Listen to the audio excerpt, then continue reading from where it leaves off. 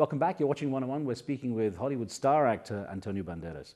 You were spotted by Pedro Almodovar, the avant-garde director, while you're on stage, and it was the start of quite a good long relationship. He was willing to try you out in some fairly avant-garde roles as well. Yes, it was the time that after Franco died and the whole entire country started opening, we didn't know what direction to take. It was strange, and there was very, very low quality movie industry in Spain at the time. And so Pedro Almodovar came, and at the beginning it was not easy, you know, because he just put a language on the screen. The people in Spain were saying, "What the heck is this? We don't understand," you know. But it was very important to break through walls that were there for too long. We were talking continuously in movies about the Civil War in Spain, about the May '68. It was time just to destroy the house. He's not shy also about the kind of scenes. He had you doing kisses, male kisses, and you know, a lot of this stuff. Yeah. Absolutely, absolutely. And believe me, it was not easy, especially if I thought that my mother was going to watch a movie. but at the same time, I didn't. It opens actually a reflection in myself about morality in many different ways. You know, it's true. There was a movie called Law of Desire, in which it's true I have a male kiss, and at the same time, and in the same movie, I killed somebody. And nobody was putting attention to that. That was normal. You know, killing is okay. Yeah. But kissing another man, that was very bad. And that made me think a lot. That made me think a lot about the society in which we were living. Even at the time that I got in the United States, when I played the character in Philadelphia with Tom Hanks, we play homosexuals. My agent said to me, "You have to play this character. It's a great opportunity because no other actor wants to play this character." Because actors were thinking at the time that they were going to be related to the character that they were doing, so they didn't want to be identified with something like that. I'm very proud that I did that. I'm very proud that I did that for the gay community. What was the turning point for you? Was it that 1992 movie, The Mambo Kings? Was that the real turning point for you into breaking into Hollywood? It was the first opportunity to in there, you know, but then a number of things. You know, in my professional life, everything came step by step. There was not that boom movie. In Spain, yes, 5 movies that I did with Pedro Almodovar set me up internationally because we went to film festivals and the people started recognizing me as an actor. But in America, that was an interesting one, though, because you didn't speak English and you had to learn all your English phonetically. That's correct. That's quite a challenge. It was unbelievable. I couldn't understand. The director had to have an interpreter. So the director talked to somebody, and that somebody came to me and said, "Well, you have to go there, pick up the glass, go there." It was very dizzy, very strange. But at the same time, it's very rare. I remember having emotional attachment with words when I speak in Spanish and I do a movie in my own language. When I did it in English, it was very interesting to discover that actually I got more detachment with those words and they were easier for me to say. It was easier for me to say "I love you" than "te quiero." It's the thing that happens sometimes with bad words. When you go to a new culture and you learn bad words, you just drop them because you don't know really the explosion that it's going to provoke, and they don't have a history for you. You know, so it made a little bit easier certain things. Obviously, it will never be perfect, never, because I started learning English when I was 30 years old already. So it was. I hear no complaints so far. Okay. Now, in terms of those roles, you know, apart from the Almodovar films, there was Interview with the Vampire, there was Evita, Zorro, of course, and the remarkable Puss in Boots, the Shrek series as well. Have you consciously tried to go out to avoid getting any kind of stereotyping? No, consciously, no. Nobody was going to call me to do The Firm or to do JFK or to do movies like that because they needed American actors. So I had a limited space in which I had to move. And I think I did pretty well for that limited space. Ironically, Zorro was, of course, a huge Western hit. And I gather for that you trained with the Olympic team, the Spanish Olympic fencing team as well, and some horse riding. That must have been quite a challenge. I just wanted to make everything that was attached to action that the insurance company allowed me to do. So the horse is practically mine, and the sword fight too, excepting some stunts, you know, that they didn't allow me to do. I mean, I would have loved probably to try, because I'm crazy enough to do it, but not as skillful, but crazy. But the sword became actually part of me, and it's a problematic thing when you do movies like that, when you are working for 12 hours, and you are at 6 o'clock in the morning, you have to fight, I don't know, 10 guys in a bar.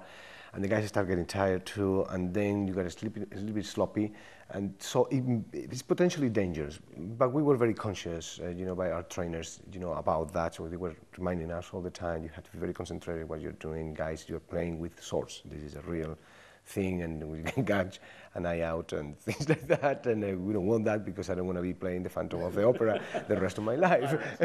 Or Pirates. What was the role you most enjoyed doing personally? Evita was very good because I love music, and I don't want to be a professional musician. It brought you out as a singer as well, that one. I love it when it's attached to a dramatic element, as I did Broadway too later. And it was a lot of fun playing with Madonna too. She was very committed to the character. Probably is the best thing that she have ever done in a movie. You, obviously, all these years, you've worked with some amazing people. Who have been your mentors in both your professional life and your personal life? Well, mentors, I don't know if I say mentors, but there are people that they gain my respect enormously from a professional point of view or from a human point of view, personal. One of them has been Tom Hanks. This is an actor that I respect very much in front of the camera and off the camera. He's a gentleman. Morgan Freeman, that I just worked with him, is another one of those guys that when you're working with, you know that you're in front of a master. Pedro Almodóvar, of course, I cannot forget him because I did 5 movies with him, so we're almost 9 years working together. We broke a lot of rules, and that was a lot of fun to do, you know, and it's especially when you look at it from the perspective of the time now. I remember the critics that were just criticizing that at the time very highly. Now they talk about those movies like classics of the Spanish cinematography. Yeah, hindsight's always 20/20. Perception changes. Yeah. You know. Interestingly enough, you know, you described acting as a hobby that turned out to be very good for you. Now, you wanted to be a professional football player. You're actually a very good soccer player until you broke your foot at 14. That's right. Yeah. So, you know, has anything, I mean, apart from your passion for supporting Real Madrid, has anything actually caught your bug as much as acting? Life itself. I love life. I think that's the best movie I have ever done. And the passion for people, and my family, of course, and my wife, and that's the most important thing. How, in fact, your wife, your second wife, Melanie Griffith, has actually, you know, you're both Hollywood stars, basically. How have you managed to keep it together under all that pressure? Is it keeping private, as you mentioned? There are different reasons for that. I think the fact that we fail in our relationships before, you know, I was married before and she was too. We didn't base our relationship only on ourselves. We based our relationship in our family. And that was a very important point for me and for her. We don't look at each other all the time, we look around and we see our kids and the importance of having a stable family. So it's just how we created what we have together. And we start loving that creation that is just us and everything that surrounds us. Is this an industry you would recommend to your daughter Stella? I wouldn't say yes, no. I will go and support her if she is the one who decided that she got to go there. Absolutely. You know, if she feels the passion for acting, do it. You know, this acting profession and this life is like the Christmas tree star. It shines very much in front, but it's carton paper in the back. And she knows both sides. She sees Papi going away for 2 months, not getting with the family, calling every day, how are you guys? You know, she sees the dark side of it that nobody sees. Everybody, you know, from outside sees the glamour and the, you know, the shiny moments of the red carpets and things like that. And but she sees the other side too. So I have the feeling that she's not going to go for that. What is there left for you to do now? You've proved yourself as an actor. You've done a number of things now. What is there left for you to do? What personal goals have you set yourself? Directing.